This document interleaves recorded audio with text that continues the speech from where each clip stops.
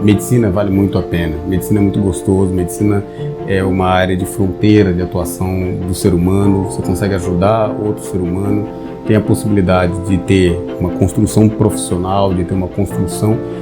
A maioria das pessoas que se você vê no final da vida que estão revoltados com a medicina, ele não está revoltado com a medicina, foram escolhas que ele fez dentro da medicina que não permitiram ele aproveitar o melhor que a medicina tem a oferecer. Isso no aspecto de realização pessoal, profissional.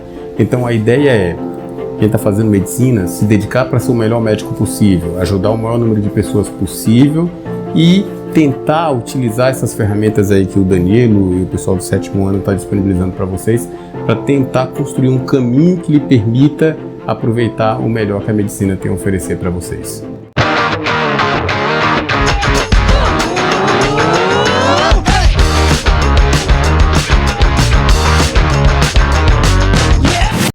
E aí, marqueteiro, beleza?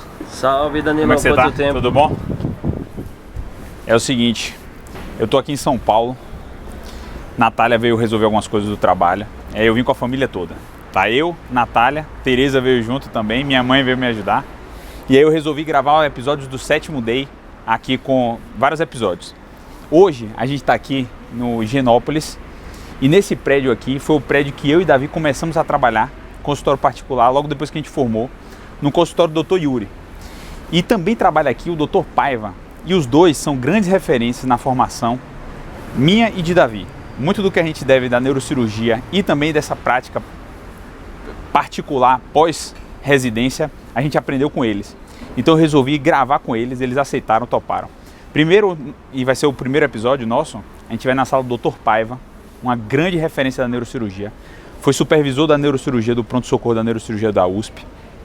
Ele é o atual chefe do grupo de tumores benignos da USP, professor livre-docente pela USP, doutor pela USP e uma das grandes assumidades na produção científica da neurocirurgia brasileira, tanto em tumores quanto em trauma. O episódio de hoje a gente vai no consultório dele, na sala dele, e vai investigar quais foram os pontos de inflexão na carreira dele para ele ter tanto sucesso, tanto na prática privada, porque ele é um dos neurocirurgiões mais bem remunerados do Brasil, como também na parte acadêmica, que ele tem bastante notoriedade. No episódio 2, que eu vou gravar hoje, mas vocês só vão ver no próximo episódio, eu vou falar com o Dr. Yuri Neville, que é o chefe da neurocirurgia do ICESP, da parte de tumores malignos, metástases e GBM do Hospital das Clínicas, e a gente vai conversar com ele. Ele é um pouco mais novo que o Paiva, é como se fosse assim, Dr. Paiva, Yuri aprendeu muito com o Paiva, foi um discípulo do Paiva, e eu e Davi fomos discípulos dos dois. A gente considera muito eles na nossa carreira e a gente vai conversar com os dois hoje. Vamos lá?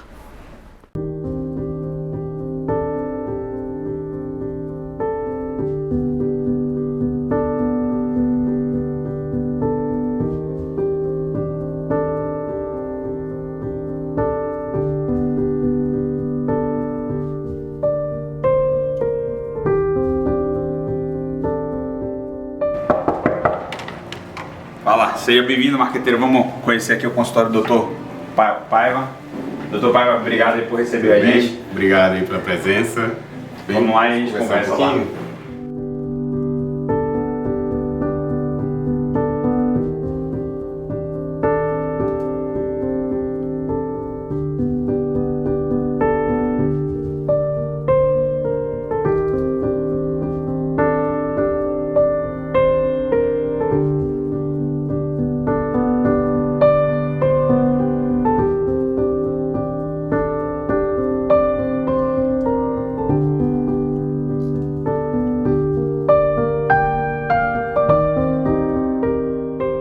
Fala galera, sejam bem-vindos. A gente está aqui na sala do Dr. Wellison Paiva.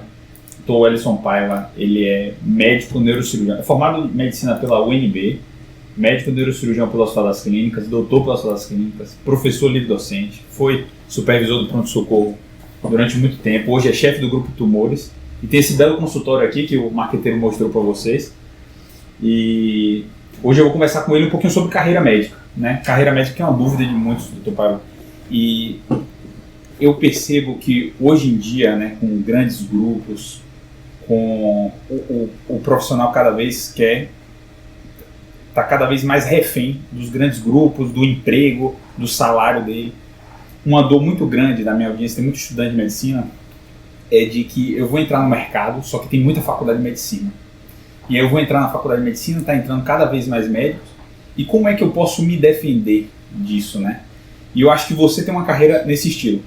Acho que isso foi sempre uma preocupação para você? Você ter uma carreira, ser dono do seu paciente, se tornar antifrágil na medicina, tudo isso? Eu acho que assim, a medicina continua sendo uma profissão fantástica. Você tem uma oportunidade de ajudar as pessoas e, em troca disso, ter uma remuneração, em troca disso, poder ter a sua família, em troca disso, você fazer a sua construção profissional, patrimonial. Então, isso, por definição, é uma área profissional muito interessante. O grande problema é que, com o aumento do número de médicos formados e a concentração de grandes grupos econômicos na medicina, é natural que ocorra um processo de proletarização do profissional médico. Então, isso acontece em qualquer área em que se aumenta muito o número de pessoas formadas, se tem concentração de forças econômicas, então é natural de haver essa proletarização.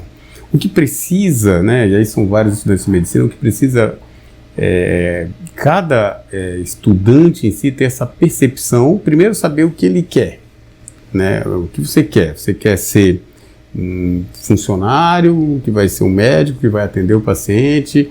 O desfecho final é o paciente ser bem tratado. Isso é inquestionável, independente do caminho que você queira seguir. Agora, esse paciente sendo bem tratado e você prefere seguir como um servidor público, ótimo. Você prefere servir como um servidor da iniciativa privada, mas como um funcionário que tem lá a sua renda, ótimo. Você tendo esse enfoque de que o objetivo primário não é fazer dinheiro, o objetivo primário é servir as pessoas, isso é uma causa pacífica, uma questão pacífica que tem que estar bem estabelecida. Só que, fora esta questão, em termos de objetivo primário, há as questões secundárias no aspecto da percepção de vida do médico, que é o quê?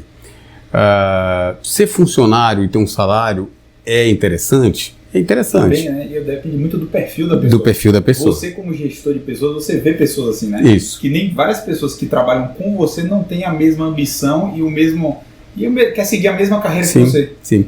Isso por quê? Porque seguir esse caminho que parece interessante, ele tem um monte de intempéries que tem que ser vencidos.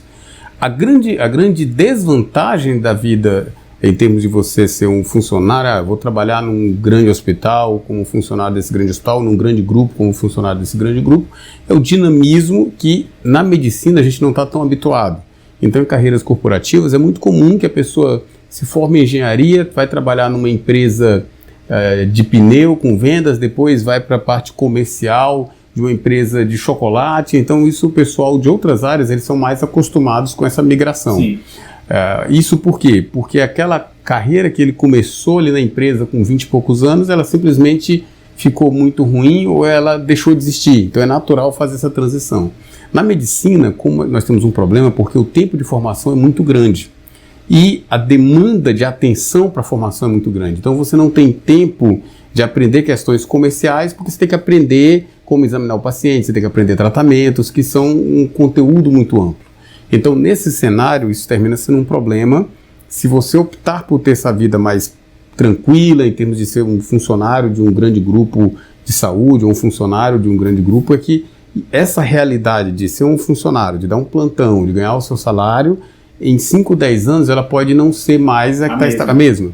É cômodo, um pouco cômodo. Sim. É bom porque é o estilo de vida que essa pessoa gosta, né? Às vezes ela está contente com isso. Só que ela se torna, como eu falo, frágil.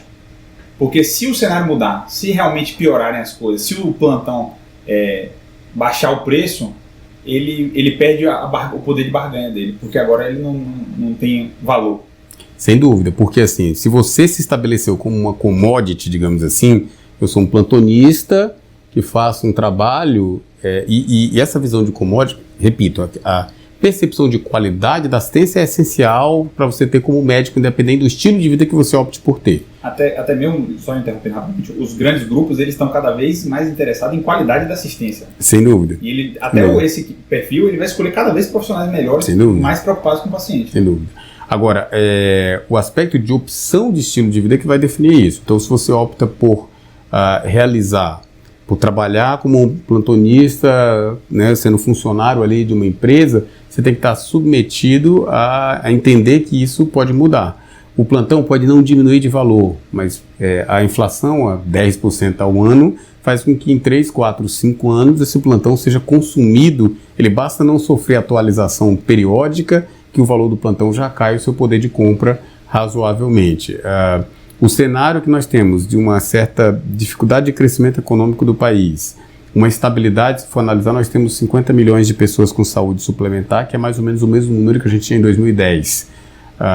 Então a gente tem um cenário estático, sem crescimento, um aumento do número de médicos, então naturalmente quanto mais preparado você tiver para ter a sua própria estrutura profissional, a sua própria captação de pacientes, a sua própria carteira de clientes, lhe dá, sem dúvida nenhuma, muito mais segurança em longo prazo. É muito mais trabalhoso no momento inicial, mas dá muito mais segurança em longo prazo.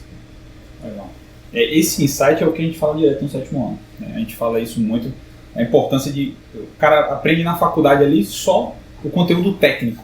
E tudo isso aí que eu aprendi muito com o senhor. Né? Com o senhor, sempre que eu tinha uma oportunidade na faculdade, eu pedia para tomar um café com você, e eu tive o prazer de jantar um dia na sua casa, e tudo isso eu funcionava ali como uma esponja querendo aprender esse tipo de coisa, porque a gente não aprende isso na nossa faculdade. Então, Paiva, tem muita gente, muito estudante, que tem condição financeira ruim, né? Na faculdade ali, sofre, e às vezes ele tem um sonho de ter um consultório desse aqui. Eu queria que você contasse um pouquinho da sua trajetória, né? Porque você já falou pra gente, isso não é segredo, você teve uma infância pobre. E hoje é um neurocirurgião que provavelmente deve ser um dos mais bem remunerados do Brasil, aí, de São Paulo. Gera 10 cirurgias por mês do consultório próprio. Gera um grupo aí que gera mais de 50 cirurgias por mês. Então, eu queria que você contasse um pouquinho como foi essa carreira aí. Contar um pouco da sua infância, como era, então, como foi na UNB também. Então, assim, eu tive uma infância humilde. Meus pais do interior do Piauí, então no estado pobre, uma cidade do interior. As dificuldades e a diversidade, né? Estudava com bolsa em escolas do interior do Piauí, ainda precisava da bolsa para poder estudar, tirava as notas mais altas e tinha uma bolsa para estudar. Eu fui aprovado no vestibular de medicina da Universidade Federal do Piauí e depois no vestibular, e também no vestibular da Universidade de Brasília, que é uma outra instituição federal. E eu fui para Brasília não por uma questão de qualidade da universidade em si, mas eu fui por uma questão pragmática. Eu não tinha como morar em Teresina, já que meus pais eram do interior, e eu tinha familiares em Brasília que puderam me abrigar ali naquele período durante a faculdade. Então, por dificuldade financeira, eu optei por ir para Brasília por essa situação. Em Brasília, eu me dediquei durante o curso, fiz iniciação científica, trabalhei durante o curso da faculdade, então eu trabalhava todas as noites. Você morava onde? Eu morava em Samambaia, que é uma região mais simples de Brasília, uma cidade satélite, que eu morava com meus tios. Depois eu arrumei no final do primeiro ano de faculdade, eu arrumei um curso de monitor, um emprego de monitor e depois professor de um curso técnico, e aí eu fazia faculdade durante o dia, em período integral da medicina, e trabalhava de 7 às 11 da noite, num curso técnico de segunda a sexta. Você acha que ter trabalhado aí nessa época da faculdade ajudou você? Eu acho que ajudou no seguinte cenário. A residência de neurocirurgia é similar a isso. Quando você é muito demandado, quando você é muito ativado, você se torna mais dinâmico de resolver problemas. Então eu conseguia, durante o dia, estudar para tirar boas notas, fazer várias monitorias, fazer iniciação científica, e à noite eu tinha que trabalhar de 7 às 11 da noite, que é o período que a maioria das pessoas estudam. Então me sobrava, eu não conseguia ter, não me permitia ter tempo livre perdido, assim. Não, naturalmente você tem as questões de hobby, mas se torna dinâmico da mesma forma que a residência de algumas especialidades cirúrgicas. Você tem que ver 20 doentes, você tem que operar, você tem que fazer tal coisa. Então essa é a grande vantagem da atividade muito demandante, e você tende a se tornar muito mais dinâmico. Eu acho que tem vários skills intrínsecos a isso também, né? Assim, tipo, e tem esse que você falou de saber resolver problemas rápido, mas tem assim de responsabilidade, porque você trabalhar de ganhar seu próprio dinheiro. Sem dúvida. O outro trabalho, às vezes, lhe dá skills de relacionamento com pessoas, outras coisas. No 7º ano a gente tem uma parte do nosso programa que é para o estudante trabalhar durante a faculdade, né? Hoje em dia, com o marketing digital, ele pode trabalhar fazendo filmmaker, gestão de tráfego para médicos, Sim. gerenciar o marketing digital do médico na rede social. E se ele consegue conciliar, isso às vezes é mais conciliável ainda na faculdade. Sem dúvida, porque se você for analisar, nós temos uma percepção, a universidade brasileira, e principalmente a universidade pública, ela é de certa forma aristocratizante, isso desde os primórdios do século XIX. Pra você ter uma ideia, o estudante americano, o estudante europeu, ele acha usual ou normal ele trabalhar. Se não é possível trabalhar no período formal, no período de férias ele trabalha como garçom e acha que é normal. Enquanto no nosso modelo, o fato de você estar na universidade é como se fosse, claro, a medicina é muito demandante, você tem que estudar, mas é quase como se fosse proibitivo, porque é como se fosse feio você estar trabalhando. E eu acho que esse aspecto de trabalhar cria uma ideia de responsabilidade. É possível aprender muitas, realmente, outras questões de soft skills em termos de relacionamento interpessoal, em termos didáticos. Então, se você trabalha, por exemplo, dando uma aula, mesmo que uma monitoria, uma coisa desse tipo, você se torna muito mais didático. Treinando oratória, para você poder utilizar isso, seja no ambiente acadêmico, mas mesmo no ambiente clínico. Porque parte da nossa atividade enquanto médico, ela é uma atividade didática. A gente ensina o paciente, explica o paciente. Então, quanto mais didático você for para explicar o que é que o paciente tem, como que vai ser o tratamento, isso sem dúvida nenhuma, a sua capacidade de captar esse paciente, de dar a sensação de acolhimento para esse paciente faz toda a diferença. Entendeu? Porque aí o paciente entende o que é um tumor cerebral. É só pensar assim, você usa um modelo de hérnia de disco, como você apresentou recentemente. Então, o doente fica muito mais visual, ele entende, aquele médico que conseguiu passar a mensagem, que ele entendeu o que vai ser feito com ele em termos de cirurgia ou de tratamento clínico, dá uma percepção de acolhimento muito maior. Então, acho que treinar a didática para ensinar, para transmitir a informação para alguém que tem menos treinamento na área, seja um outro estudante ou principalmente seja o seu paciente, faz muita diferença. Então você falou que você foi um aluno dinâmico, né? Você fazia iniciação científica. Essa parte acadêmica, agora não do trabalho, o que levou você a se expor tanto? Fazer iniciação científica, fazer monitoria, não sei o quê. Foi alguém que você observou? Alguém disse para você que era importante isso? Você tinha uma ambição de ser um bom aluno? O que levou você a... Eu acho que assim, o cenário era realmente de querer me destacar como um bom aluno. Via algumas pessoas que tinham feito esse caminho e tinham tido sucesso em termos de aprovação em residência médica. Eu acho que essa percepção de envolvimento, na minha época não tinha ainda tantas ligas, mas o envolvimento com ligas, o envolvimento com pesquisa na iniciação científica, ele traz um monte de vantagens em termos de você se tornar um médico melhor.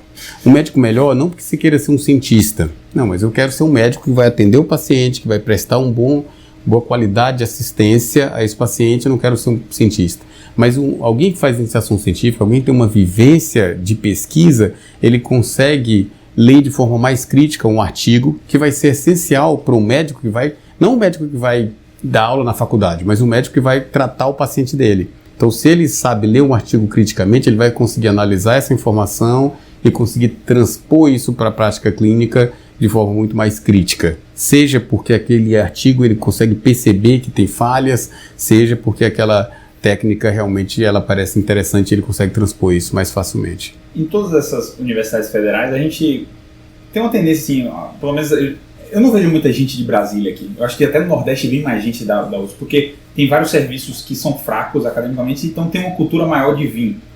E o que fez você sair de Brasília? O que você falou assim, não, eu quero tentar ir para São Paulo, eu quero fazer na USP? Você tinha um cara mais velho que veio, que deu certo, alguém que te disse, um professor que você admirava, o que foi que motivou você a fazer esse caminho? Então, em Brasília nós tínhamos 2 professores na época na universidade que tinham bastante influência. Era o professor Paulo Melo, que sempre foi uma liderança da neurocirurgia, faleceu agora aos 88 anos, tem acho que 2 anos, e sempre estimulava bastante os alunos.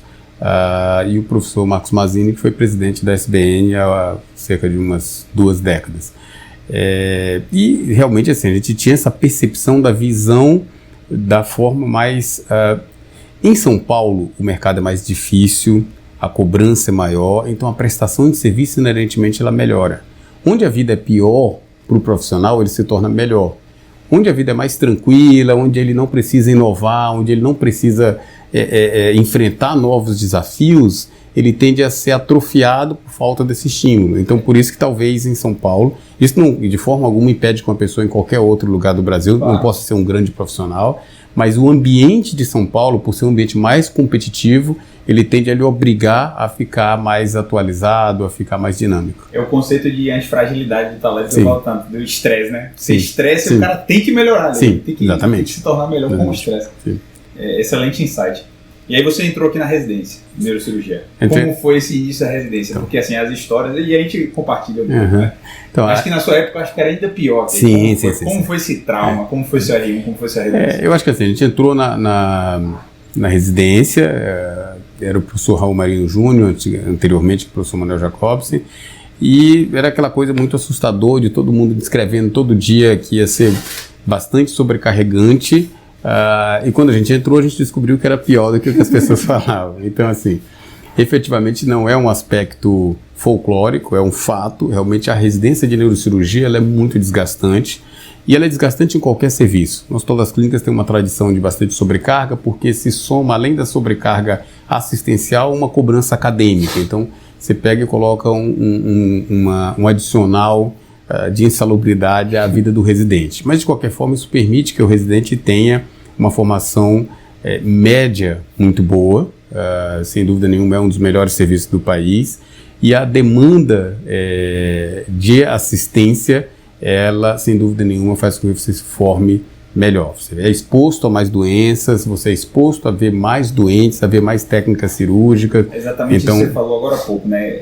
E a gente não consegue enxergar, quando a gente está lá sofrendo, a gente não consegue enxergar o quanto esse estresse que está sendo submetido a gente vai ser importante para ser um profissional bom no futuro. Né? Sim, sem dúvida, porque, como eu falei, você se torna mais dinâmico se você tem que ver esse paciente, tem que descer, conseguir cavar um exame para ele, conseguir solicitar esse exame, e ainda assim ter que apresentar um artigo científico à noite. Então, tudo isso faz com que você se torne um profissional melhor por ter essa demanda, essa cobrança, o processo comparativo inerente que você tem com seus colegas. Olha, às vezes você vem ali de uma universidade que você era muito bom, aí você chega aqui e descobre que os outros também são muito bons. Então, inerente, me refiro no aspecto não de competição, mas num aspecto de análise de paralelos, você percebe que você é obrigado a se tornar melhor ainda do que o que você era. Então, acho que a residência em si, ela é muito positiva quando ela é sobrecarregante. E essa realidade não é uma realidade exclusiva do Brasil. Você vai visitar serviços no exterior e você descobre que realmente o residente de neurocirurgia em qualquer grande serviço do mundo, ele é bastante demandado porque a especialidade é longa, porque a curva de aprendizado é longa, porque as doenças não são tão comuns. Então, para você ver uma cirurgia de base de crânio, uma hemisferectomia, uma cirurgia desse tipo, você tem que estar exposto a um volume maior e a demanda de doença em termos epidemiológicos de neurocirurgia na variedade das doenças não é tão comum. Mas sem dúvida nenhuma, essencial dessa exposição, dessa visão do residente durante a residência, se ele tem um horário vago, que ele suba para o centro cirúrgico para assistir a cirurgia, a outra cirurgia, mesmo que ele não entre, assistir e ver a técnica é sem dúvida nenhuma uma forma de aprendizado. Vou te fazer uma pergunta agora, que Davi gosta muito de fazer essa pergunta, né? Quando ele está exposto a um chefe, uma pessoa importante. Né? Até aí tudo bem, né? Porque esse caminho aí, por mais que o cara passe na USP ou não, né? Esse caminho aí todo mundo faz. O cara termina a faculdade e faz uma residência. Hoje é quase que obrigatório fazer isso. E não é o brasão da USP, o brasão de uma grande instituição ali que vai fazer você ter sucesso na sua profissão, né? Isso eu observava claramente, assim, quando eu estava na minha residência, que tinha R+ meus que terminavam e eu falava, pô, esse aqui tá seguindo um caminho que eu quero seguir, esse aqui não, tá meio ali, um cara de uma outra residência menor, às vezes está fazendo um trabalho bem feito no mercado e está se destacando muito mais. Então, a residência é importante para a formação, como você falou, mas provavelmente não deve ter sido o ponto de inflexão mais importante da sua carreira.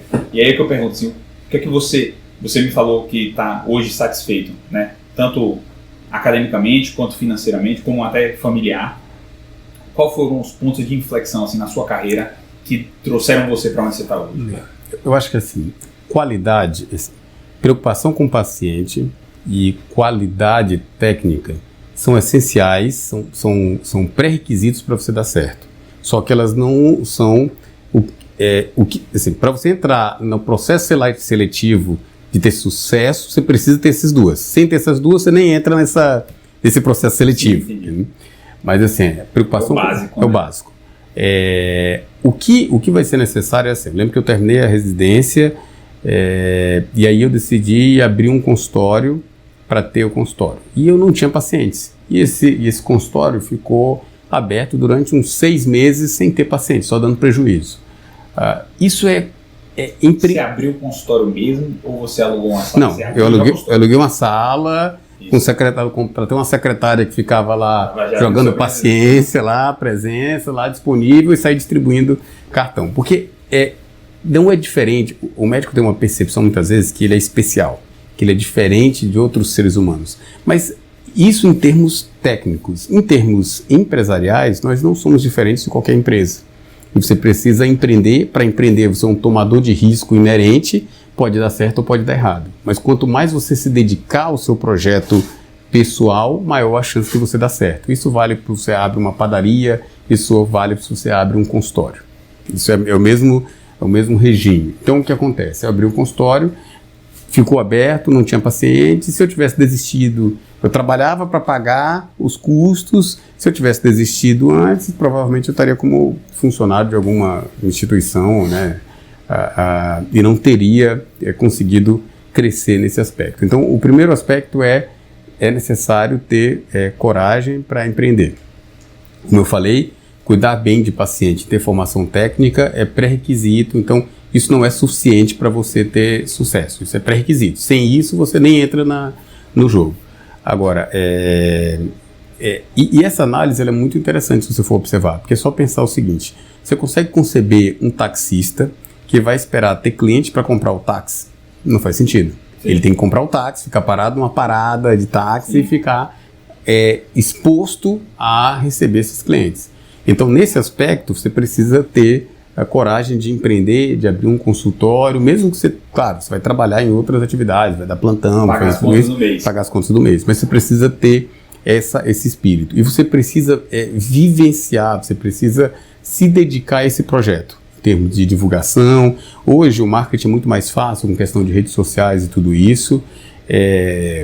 Depende do aspecto de especialidade. Se você tem imagina uma cirurgia plástica, estética, talvez tenha uma exposição maior. No aspecto de especialidades mais tradicionais, cirúrgicas ou clínicas, eu acho que tem que ter uma exposição bem controlada, que passe uma ideia de qualidade, mas também de seriedade, de temperança na forma como você vai se expor. Acho que isso é importante, porque muitas vezes a gente tem constrangimento de mostrar achievements, entendeu? A pessoa vai lá, faz um curso de especialização e não fala para ninguém, fica escondido. A pessoa vai lá, faz um mestrado e fica escondido, publica um artigo e fica escondido. Tem que estar ali, tem que se mostrar. Você vai vendendo sua autoridade ali na rede. Eu acho que isso é importante, ter essa percepção, como eu falei, de forma serena, de forma séria, mas eu acho que precisa ter esse aspecto. E aí, ter a divulgação, trabalhar a relação interpessoal com os outros médicos, para que os outros médicos entendam que você, e particularmente neurocirurgia, porque há muita percepção de neurocirurgião, de que a pessoa é difícil de lidar, então você tem que mostrar para os outros colegas que você é uma pessoa normal, como todo mundo, que faz um serviço técnico bem feito, que cuida bem dos pacientes. Então, eu acho que esse é o passo inicial para poder dar certo. Quanto ao cuidar dos pacientes, eu acho que o cuidado ele tem que ser um cuidado individualizado. Então, não é só eu operei o paciente, fiz o melhor tratamento possível e o paciente ficou bem, porque é mais do que meramente mais do que só o tratamento. É a experiência do paciente. Então, a experiência do cuidar. Então, esse paciente ele vai internar, o médico liga para ele antes, explica para ele, a secretária faz esse papel, mas é importante, é diferente quando a secretária faz e quando o médico faz, exatamente. Com quem você aprendeu isso, esse cuidado do paciente? Porque isso aí é uma coisa assim, muito pergunta assim, vale a pena ir para São Paulo, Danilo? Aí eu falo assim, vale a pena é uma coisa muito ampla, a gente nunca sabe se vale a pena, mas quando eu vim para cá, tem assim, eu estou numa grande instituição, o treinamento é duro, eu estou exposto à base de crânio, estou exposto à cirurgia. Essas coisas são as coisas palpáveis que você escolhe vir para cá quando você vem. Tem outras coisas que você ganha no pacote que elas não são racionais, né? um insight brilhante que um colega meu teve lá do Sétimo Ano é o seguinte: aqui em São Paulo você aprende com um garçom. Porque quando você chega aqui, o garçom lhe trata diferente, ele fala bem com você, o Uber é diferente do Uber de Salvador, né? Então, você hoje tem esse insight de atendimento cliente que é diferenciado, completamente diferenciado. E na faculdade a gente sempre ouve assim, é importante o cliente, é importante atender bem. Só que ninguém ensina mesmo como é isso pra gente.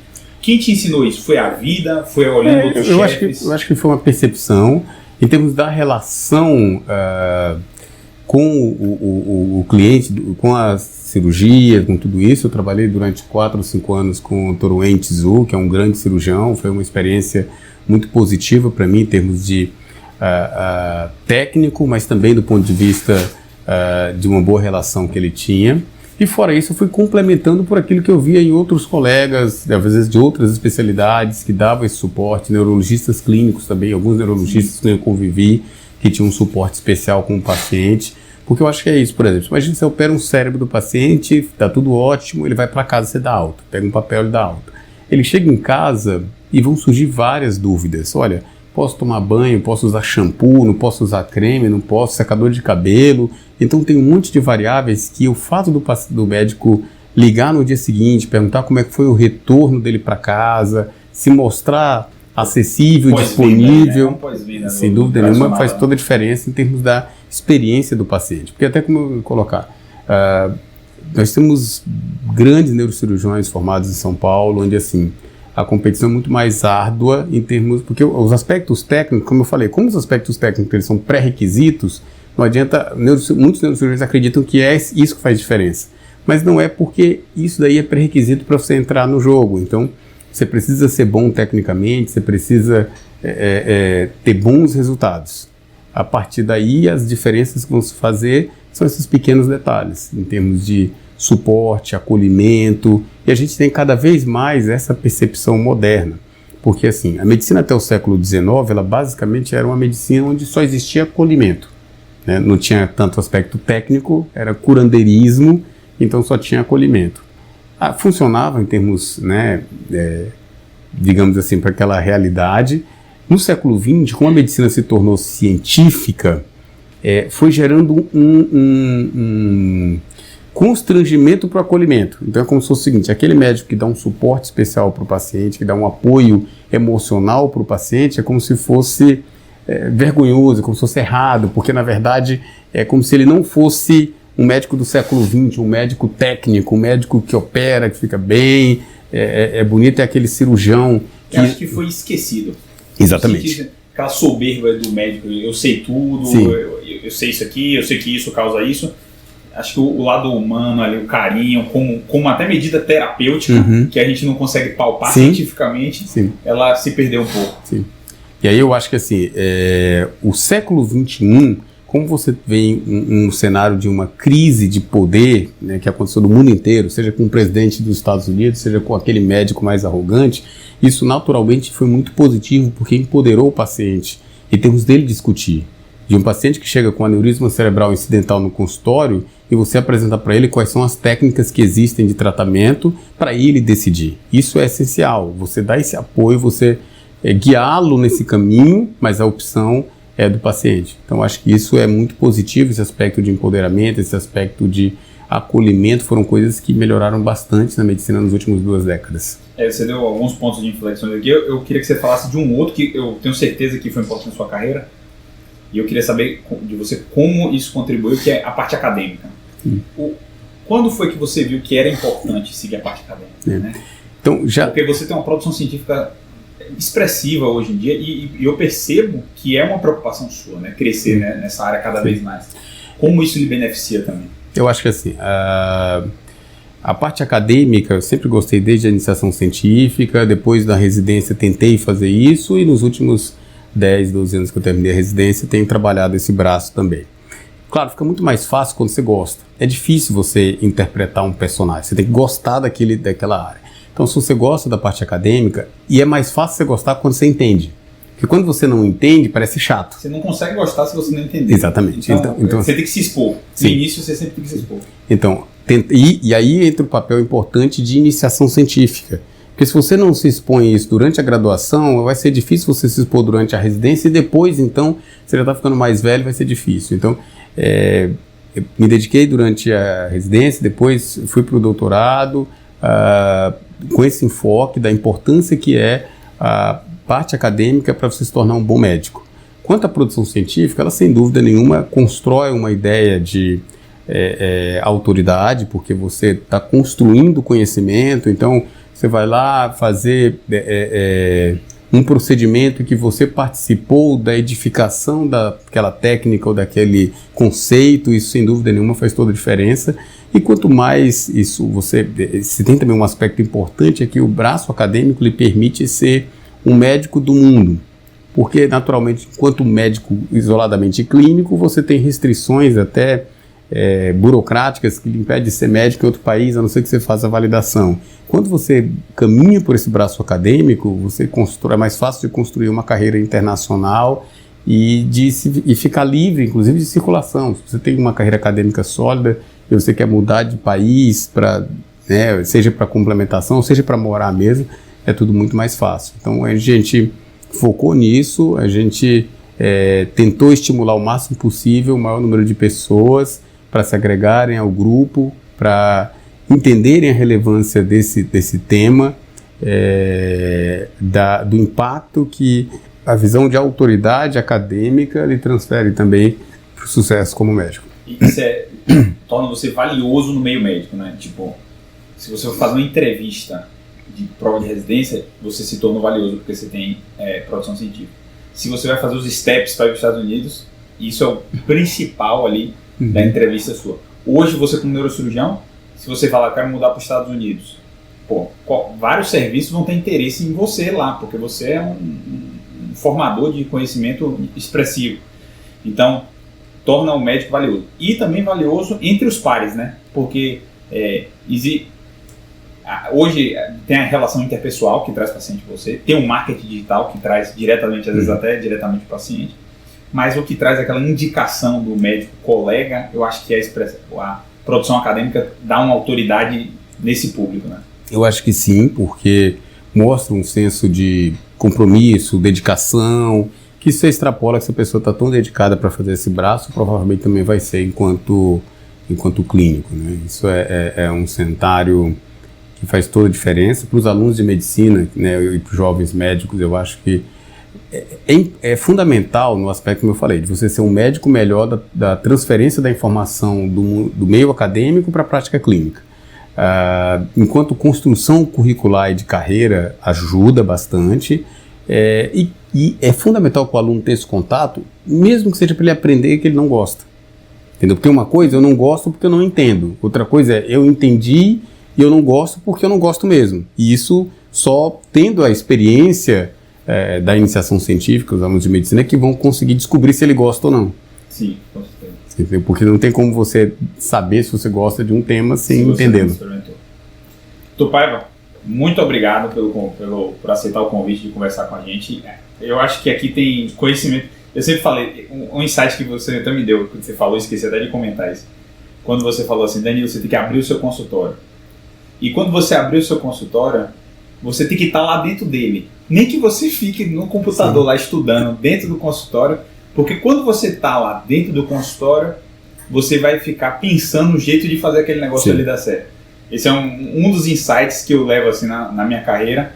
Eu aprendi muito com o senhor, agradeço muito por todos os ensinamentos durante esses anos e obrigado por compartilhar um pouco com esse pessoal aí mais novo que está tendo essa oportunidade brilhante de um pouco desses insights. Então a mensagem é que assim, medicina vale muito a pena, medicina é muito gostoso, medicina é uma área de fronteira de atuação do ser humano, você consegue ajudar outro ser humano, tem a possibilidade de ter uma construção profissional, de ter uma construção... a maioria das pessoas que se você vê no final da vida que estão revoltados com a medicina, ele não está revoltado com a medicina, foram escolhas que ele fez dentro da medicina que não permitiram ele aproveitar o melhor que a medicina tem a oferecer. Isso no aspecto de realização pessoal, profissional. Então a ideia é, quem está fazendo medicina, se dedicar para ser o melhor médico possível, ajudar o maior número de pessoas possível e tentar utilizar essas ferramentas aí que o Danilo e o pessoal do 7º ano está disponibilizando para vocês, para tentar construir um caminho que lhe permita aproveitar o melhor que a medicina tem a oferecer para vocês. Então, muito obrigado. Obrigado. Valeu, Paiva. Um abraço. Até mais. Fala, galera. Acabamos de sair aqui do consultório do Dr. Paiva. Conhecimentos muito valiosos aqui, né? E você pode ver que as coisas que ele fala são as mesmas coisas que a gente ensina no 7º ano. É aquele negócio, né? Quem não valoriza o 7º ano é porque ainda não percebeu o quanto é valioso as coisas que a gente ensina lá. As coisas que foram os grandes pontos de inflexão da carreira do Dr. Paiva são as mesmas que a gente ensina no CPT. Inclusive, a trajetória dele, eu tenho acompanhado ele, observado ele, é um ponto importante na minha formação como neurocirurgião, na minha carreira particular e também na ideia que eu tive de criar o 7º ano. Foi justamente quando eu percebi que esse conhecimento era muito valioso. A gente saiu desse consultório, nesse mesmo prédio atende o Dr. Yuri, que é o próximo episódio que vocês vão acompanhar comigo agora há pouco. Então daqui a uma semana a gente vai conversar com o Dr. Yuri Neville e vocês vão acompanhar aqui no 7º Day. Gostou desse conteúdo? Você sabe que é valioso? Clica aqui embaixo, tio, no curtir e se inscreve no canal para ajudar o 7º ano a crescer. Até lá, hein?